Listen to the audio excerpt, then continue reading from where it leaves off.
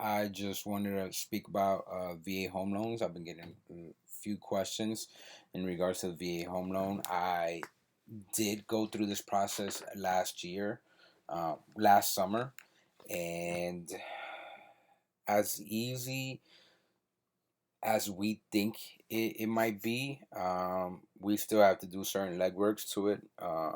We have to figure out if we're eligible for these home loans, and we still need a great, a good credit score. We still need to meet the financial requirements in order for the VA to at least be able to help us out and back us up. If you're service connected, all of this money, like let's say, you're being compensated from the VA, or you're receiving a retirement. It is considered an income, and they will input it to see how much. Well, the VA doesn't do this; the bank does this. But let's first start with the eligibility. VA home loans can be used to buy a home or a condominium unit in a VA approved project, build a home, simultaneously purchase and improve a home. Improve a home by installing energy and related features or making energy efficient improvements. Buy a manufactured home or lot. Refinance existing VA guaranteed or direct loan, or to refinance an existing mortgage loan. The eligibility requirements for VA home loans: service during wartime, World War II, Korean War, Vietnam War. These are your service requirements. Gulf War. These are your service requirements. So on and so on, such as service during peacetime and if you were separated from service. Now, just wanted to explain the buying process real quick. This is the buying process. You find yourself a realtor. You find a lender. You get your certificate of eligibility, which is the COE. I'll explain that in a few. You find a home and sign a purchase agreement. And in this purchase agreement, it needs to have the VA option clause. You apply for your VA home loan, and you go through the loan processing and the closing cost. So that's the buying process. Third, COE, the certificate of eligibility. Um, this is so real quick. If you are service connected, you could go through ebenefits.gov and get your COE. It probably takes a day or two. It probably most likely takes a day, um, from what I remember. But you'll be good to go for those that are service connected. For those that do need evidence, this is what you'll end up needing. For veterans or federal National Guard or Reserve members who have been activated for federal active service, you need a DD 214. Active duty, you need the current information. Um, and you will see so on and so on. If you are a surviving spouse in receipt of DIC, which is a dependency and indemnity compensation benefits, I'll explain what DIC is down the road. But this is the information you need. For those that don't receive it, this is the form that you need. Um, Once you get all this information, you will apply for a COE. You can either apply online, apply through a lender, or apply by mail. For the surviving spouses, there's your form to apply, so you can give to the lender for processing. Uh, we will go to next to the loan fees. We will, if you are not service connected, you will have to pay a funding fee. The funding fee, what it does is it reduces the loan's cost to taxpayers, considering that a VA loan requires no down payment and has no monthly mortgage insurance, which is a PMI. This fee is a percentage of the loan amount, which varies based on the type of loan in your military category. Now, it might sound like, oh my God, I gotta pay more, I gotta save up for a little bit more. I'd rather pay a funding fee than pay PMI or have the down payment.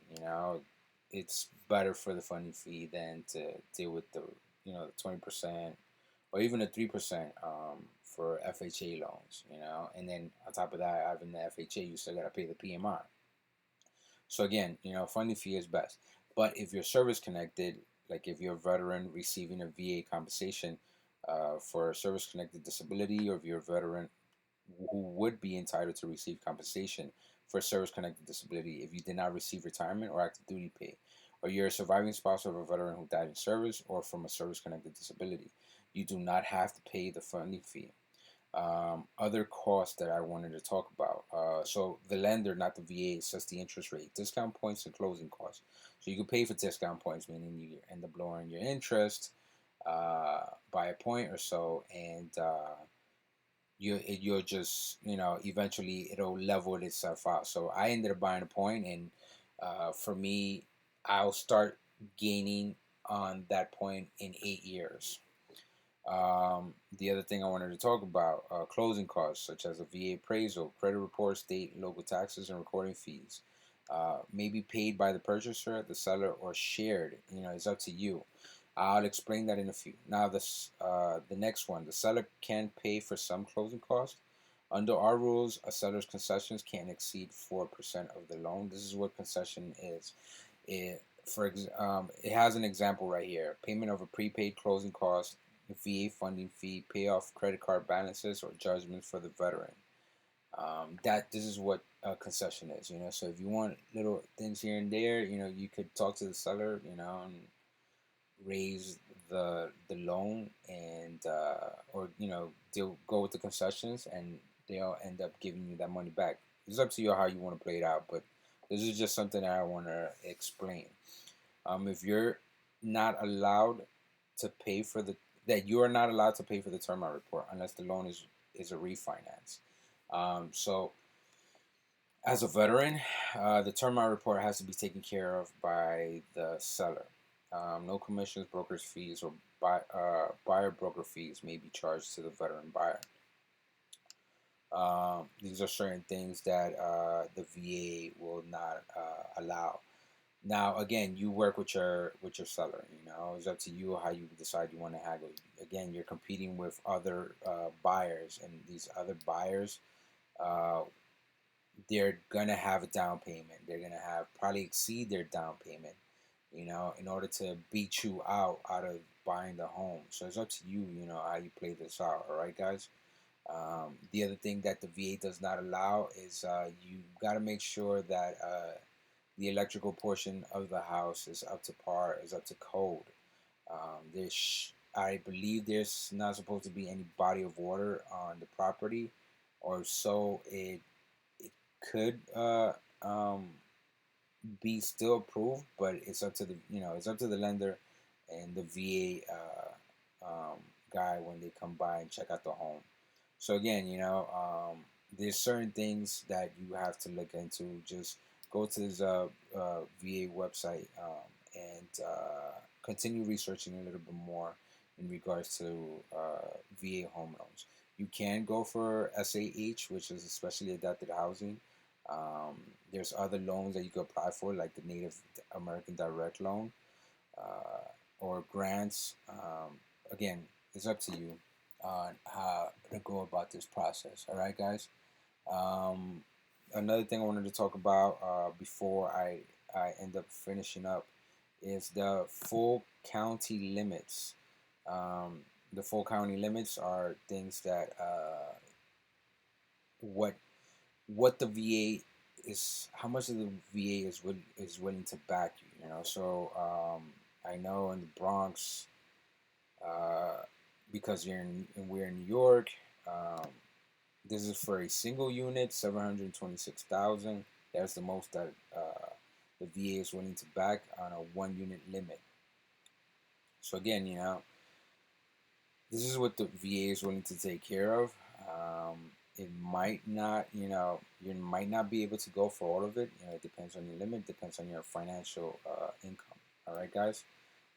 So I'll be posting all of these links under the video. Check it out. Last thing I wanted to talk about was, again, you want to haggle with the seller. Second, have a great realtor. I'll post, if you're in New York and you're looking to buy, I'll post my realtor's information up, and you could hit her up. She was great. She took care of me. She went above and beyond in regards to like going to the town hall, making sure that there's a certificate of occupancy and all. And last, the banks. Most of us bank with USA, Navy Fed, and a Marine Fed.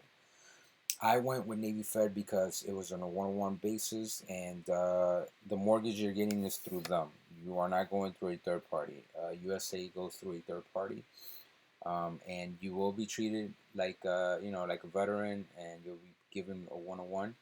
But after that is a third-party bank. So it's like they won't know fully how to deal with certain things when it comes to veterans. You know, this is just information that was given to me by a buddy of mine who owns his own realty company, and again, I believed it was great.